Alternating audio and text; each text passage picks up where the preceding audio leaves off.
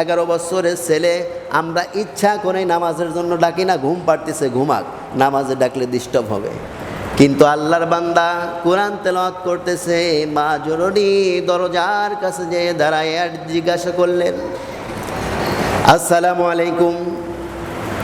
কারো ঘরে ঢোকার আগে সালাম দেওয়া দরকার নাই, আমরা কিন্তু সালাম দিই। মানুষের কাছে দেখা হলে আগে উচিত হলো মানুষের সালাম দেওয়া। সালামটা এমন একটা ইবাদত, সব সময় আপনি দিতে পারবেন। খ্রিস্টানরা যে বলে গুড নাইট, গুড মর্নিং, যদি রাত্রেবেলা আপনার বাবা মারা যায়, রাত্রেবেলা আপনার বাবা মারা গিয়েছে, সকালবেলা গিয়ে যদি আমি আপনাকে বলি গুড নাইট, আপনি কি বলবেন?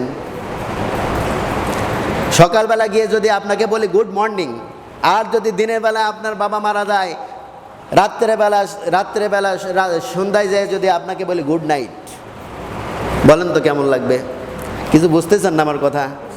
সকালবেলা যদি আপনার বাবা মারা যায়, আপনার মা মারা যায়, ধরেন রাত্রি মারা গেল, আপনি ঘুমাইলেন, সকালবেলা উঠলেন, সকালবেলা আমি আপনার বাড়িতে গিয়ে বলছি গুড মর্নিং, আপনার সারা রাত কি খুব আরামে গেছে? আর আমার নবীজি সাল্লাল্লাহু আলাইহি সাল্লামকে আল্লাহ এমন বিধান শিখিয়ে দিয়েছেন, নবীজি আমাদেরকে শিখিয়ে দিয়েছেন, কষ্ট, দুঃখ, যন্ত্রণা, সুখ, শান্তি সব সময় আপনি এই আমলটা করতে পারেন, আসসালামু আলাইকুম ওয়া রাহমাতুল্লাহ।